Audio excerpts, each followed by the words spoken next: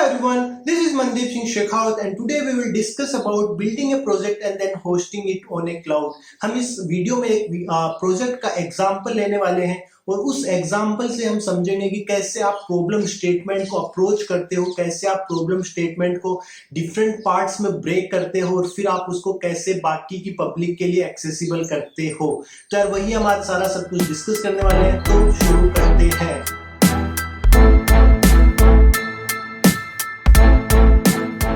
Let's start with the problem statement और फिर हम डिस्कस करेंगे कि उसको इम्प्लीमेंट हमने कैसे किया। तो प्रॉब्लम स्टेटमेंट को हम लाइव सिनेरियो से समझते हैं। आपने यार काफी सारे बैंकिंग एप्स यूज किए होंगे, जैसे यूपीआई एप्स है, फोन पे है, गूगल पे है या फिर कोई भी आपका मोबाइल बैंकिंग ऐप। तो जिस भी बैंक का आप यूज करते हो उस बैंक का हम एग्जांपल ले सकते हैं यहाँ पे। तो मानो कि आपको आपके दोस्त को कुछ पैसे ट्रांसफर करने हैं और उसके लिए आपके दोस्त ने आपको बैंक अकाउंट नंबर और आईएफएससी कोड सेंड कर दिया।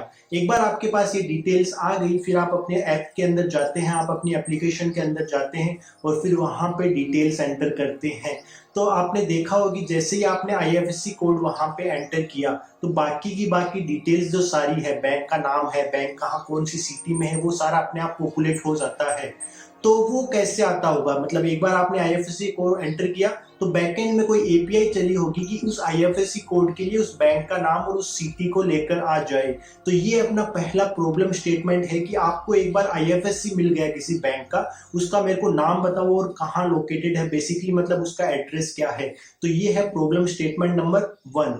तो इसी का प्रॉब्लम स्टेटमेंट नंबर पार्ट 2 ये है कि ये समझो कि आप किसी सिटी में हो और आपको किसी बैंक के रिलेटेड सारी की सारी डिटेल्स चाहिए कि मैंने अभी अभी गुड़गांव में मूव किया है और वहां पे मेरे को एसबीआई की सारी ब्रांचेस के बारे में पता करना है कि कौन सी ब्रांचेस अवेलेबल है, कौन और उनका एड्रेस क्या है। तो हम जनरली जो यूज करते हैं वो गूगल मैप्स यूज करते हैं। वहां पे भी बेसिकली यही होता है कि आप सर्च करते हो कि एसबीआई बैंक्स नियर मी और आपके पास लिस्ट आ जाती है। वही एपीआई हम भी अपने पार्ट ऑफ प्रोजेक्ट इंप्लीमेंट करने वाले हैं कि आपने एक बार अपना बैंक नाम बता दिया और आपने अपना सिटी बता दिया, तो आपको जितने बैंक्स चाहिए उस सिटी में जितने अवेलेबल है वो मेरे को सारे बैंक्स बता दे अलोंग विद द एड्रेस। तो आई होप कि आपको प्रॉब्लम स्टेटमेंट समझ में आ गई होगी। आप इस वीडियो को एक बार पॉज करो और खुद से सोचो कि अगर आपको ये इंटरव्यू में क्वेश्चन दिया जाता है इंप्लीमेंट करने के लिए, आपके सामने ये सिचुएशन आती है, तो आप कैसे इंप्लीमेंट करोगे, उस सॉल्यूशन को सोचो और फिर मेरे को कमेंट सेक्शन में बताना कि आप इस तरीके से इस प्रॉब्लम स्टेटमेंट को इंप्लीमेंट करते। एक बात आपको ध्यान में रखनी है कि सॉल्यूशन आपका स्केलेबल होना चाहिए, पर इतना भी स्केलेबल नहीं कि मतलब आप उसको इंप्लीमेंट ही नहीं कर पाओ। आपके पास लिमिटेड टाइम है, आपको पास 24 आवर्स का टाइम है और उसी के अंदर आपको ये प्रोजेक्ट सारा इंप्लीमेंट करना है। तो उस रेस्पेक्ट से आपको सोचना है कि you just have to give 2 APIs, you just have to build 2 APIs जो हमारी प्रॉब्लम स्टेटमेंट को सॉल्व कर दे। तो आई होप कि आपने प्रॉब्लम स्टेटमेंट को कैसे सोल्व करेंगे वो सोच लिया होगा। अभी अब मैंने लिमिटेड टाइम में इसको कैसे अप्रोच किया, कैसे सोल्व किया, वो हम डिस्कस करते हैं। तो यहाँ पे मैं प्रॉब्लम स्टेटमेंट को 3 पार्ट्स में डिवाइड करूंगा जो मेजर कंपोनेंट्स है अपने। नंबर 1 कंपोनेंट है, आपको बेसिकली 2 APIs चाहिए जो आपको ये डिटेल्स प्रोवाइड कर दे कि आपने एक बार आईएफएससी कोड दिया, फिर आपको उस आईएफएससी कोड के लिए सारी बैंक डिटेल्स फेच करनी है। नंबर 2 इज कि आपके पास है बैंक नेम और सिटी नेम और उस बैंक नेम और सिटी नेम के लिए आपको सारे के सारे बैंक उस सिटी में देने हैं। जिस भी बैंक, जैसे मैंने बोला कि मेरे को एसबीआई और गुड़गांव के अंदर सारे बैंक्स चाहिए, तो वो जितने भी बैंक्स है वो सब एड्रेस के साथ मेरे पास आ जाएंगे। ये हो गया अपना पॉइंट नंबर 1। पॉइंट नंबर 2 क्या है कि आपको एक डेटा स्टोर चाहिए जहां पे आपकी ये सारी की सारी इंफॉर्मेशन स्टोर होगी। तो that is the second part. Third part is कि आपको एक ऑथेंटिकेशन चाहिए कि आपको एपीआई को हर कोई तो एक्सेस कर नहीं सकता यार, तो आपको एक बेसिक ऑथेंटिकेशन इंप्लीमेंट करना पड़ेगा कि आपकी जो एपीआई को एक्सेस कर रहा है उसको कोई भी एक्सेस करने वाले के पास ऑथेंटिकेशन मैकेनिज्म होना चाहिए। तो ये जो मेन 3 है ये हाई लेवल कंपोनेंट्स है। मेजर कंपोनेंट्स के बाद अपना ये आता है कि यहाँ पे आप लैंग्वेज कौन सा यूज करोगे या फिर आप कौन से फ्रेमवर्क में बिल्ड करोगे। तो यहाँ पे जो हम फ्रेमवर्क यूज करने वाले हैं वो है जेंगो फ्रेमवर्क। फिर उसके बाद आता है कि आप होस्टिंग प्लेटफॉर्म कौन सा यूज करोगे। यहाँ पे होस्टिंग प्लेटफॉर्म आपको वो यूज करना है जो आपके फ्री सब्सक्रिप्शन से काम काम चल जाए, कि आपको बेसिकली अपनी एपीआईज होस्ट करनी है और आपका फ्री सब्सक्रिप्शन से ही काम चल जाए। तो जो हम यूज करने वाले हैं वो है Heroku. Now we are clear with the problem statement. अभी हम मूव करते हैं कि हमने जो प्रॉब्लम स्टेटमेंट डिफाइन किया है उसमें पॉइंट 3 जो डिफाइन किया हमने उसको हम इंप्लीमेंट कैसे करेंगे। तो जो पॉइंट 1 था अपना वो ये था कि हमें दो एपीआईज चाहिए, तो दो एपीआईज के लिए हमने दो एपीआईज डिफाइन कर दी है। नंबर 1 इज फेच आईएफएससी और दूसरा है अपना फेच बैंक। तो ये दोनों ही आपने अगर आईएफएससी कोड दिया तो आपको बैंक डिटेल्स ला के दे देगा, और अगर आप सिटी नेम और बैंक नेम देते हो तो आपकी वो सारी उस सिटी और उस बैंक के रिलेटेड सारे डिटेल्स आपको लाके दे देगा। नंबर 2 इज आपको डेटा स्टोर चाहिए। तो डेटा स्टोर के लिए मैंने open source data set use किया है जो इसमें ये सारी इंफॉर्मेशन थी, और उस डेटा सेट को मैंने स्टोर किया है अपने PostgreSQL डेटाबेस में। Number 3 is authentication. ऑथेंटिकेशन के लिए I use JWT। JWT is JSON web tokens. तो ये एक ऑथेंटिकेशन मैकेनिज्म है जो मैंने यूज किया है। इसकी मैंने एक बेसिकली लाइब्रेरी यूज करी है, और वो हम ज्यादा डिटेल में डिस्कस नहीं करेंगे इस वीडियो में, पर मैं आपके साथ एक इसका डिस्क्रिप्शन अपने वीडियो डिस्क्रिप्शन में लिंक शेयर कर दूंगा, and you can visit and read more about it there. Major components के अलावा जैसे मैंने आपको बताया कि हम कोडिंग के लिए पाइथन जैंगो फ्रेमवर्क यूज करने वाले हैं, और इसको फाइनली होस्ट करेंगे हेरेको पे। So let's move it further. अब हम ये डिस्कस करते हैं कि जो हमने बोला है कि इसको जेंगो फ्रेमवर्क में इंप्लीमेंट किया है उसका कोड कहाँ है। तो कोड यार हम स्पेसिफिकली इस वीडियो में डिस्कस करने वाले नहीं है, पर जो सारा का सारा कोड है वो मैंने अपनी गिटहब रेपोजिटरी पे डाल रखा है, तो आप वहां से रिफर कर सकते हैं। अभी हम वही डिस्कस करते हैं एक बार कि कैसे स्ट्रक्चर और कैसे आप वहां से पढ़ सकते हो। तो हम अपनी गिटहब रेपो में चलते हैं एक बार। तो गिटहब रेपो का नाम है अपना सिक्योर बैंक, और इसमें ये सारा का सारा आपका कोड मिल जाएगा। हम नीचे रीडमी के अंदर चलते हैं जहां पे हमने डिस्क्राइब किया है इस प्रोजेक्ट को यूज कैसे करना है, ये प्रोजेक्ट होस्टेड कैसे है। तो सबसे पहले अगर आप देखोगे कि हमने बेसिक डिस्क्रिप्शन डाल रखा है कि इसमें दो एपीआईज अवेलेबल है अपने प्रोजेक्ट में, एक जो आईएफएससी कोड लेके आते हैं और दूसरा जो आपने सिटी नेम और अगर बैंक नेम दिया तो आपको सारी डिटेल्स दे देगा। फिर आपका जो प्रोजेक्ट है वो होस्टेड है deepsecurebank@herokuapp.com। तो यहाँ पे हम एक बार देख लेते हैं कि यहाँ पे कैसे ये होस्टेड है। तो एक बार हम यहाँ पे इस यूआरएल पे चलते हैं। यहाँ पे आप देखोगे कि यहाँ पे लिखा हुआ है कि you have to refer readme on GitHub to see how this project works, या फिर हाउ दिस एपीआई वर्क्स।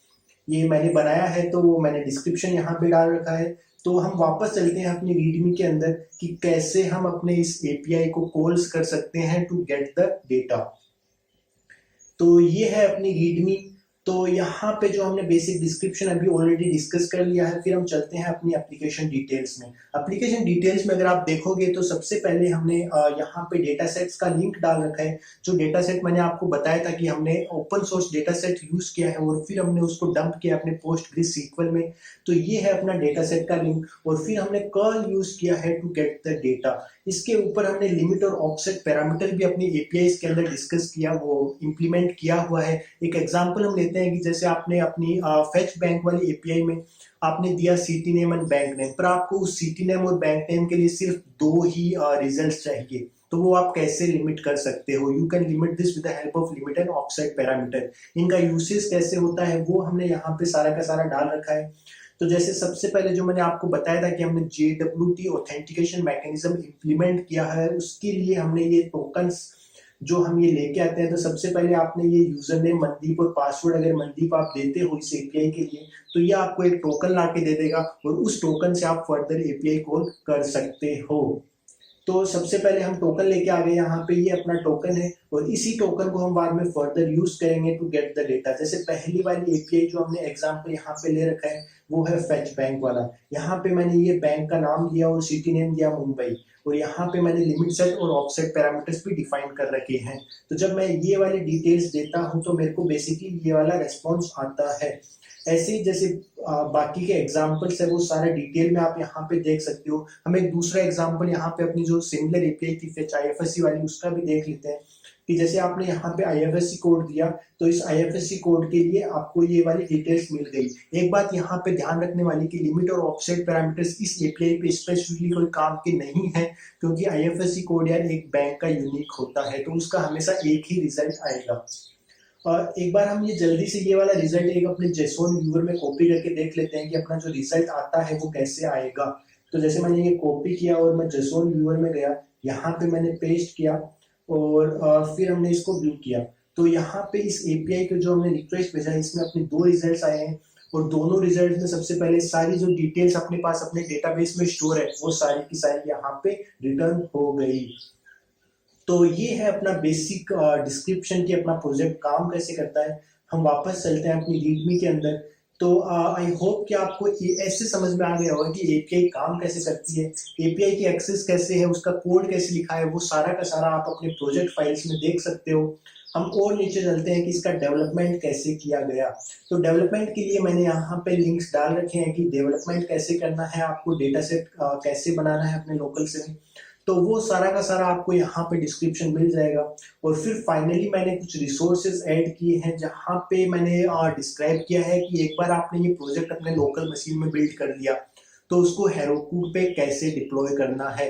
तो वो वाली चीज़ यहाँ पे आपको यहाँ पे सारी की सारी मिल जाएगी। तो ये बेसिक पॉइंट्स है जो आपको ध्यान में रखने हैं while you are deploying this application to Heroku. अब एक बात मैं आपको बता दूंगी, प्रोजेक्ट थोड़ा सा पुराना है, मैंने अराउंड 1.5 साल पहले बनाया था ये प्रोजेक्ट। तो हो सकता है कि कुछ जो मैंने डिपेंडेंसीज अपने requirement.txt में ऐड कर रखी है वो आपको अपग्रेडेड यूज करनी पड़े। आई होप कि आपको ये वीडियो काफी हेल्पफुल लगेगा कि आप जब प्रोजेक्ट एक बार अपने लोकल मशीन पे बिल्ड कर लेते हो, एक बार आप प्रोजेक्ट अपनी लैपटॉप पे बिल्ड कर लेते हो तो उसको अगर आपको क्लाउड पे होस्ट करना है, बाकी पब्लिक के साथ शेयर करना है कि कैसे आपका प्रोजेक्ट वर्क करता है, तो आपको ये प्रोजेक्ट काफी हेल्पफुल लगेगा। आपके कोई भी फीडबैक रहता है, कोई भी सजेशंस रहता है, do let me know in the comment section below. I will keep on improving our content to help you and help me to grow together. इस वीडियो में इतना ही, हम मिलेंगे जल्दी, तब तक के लिए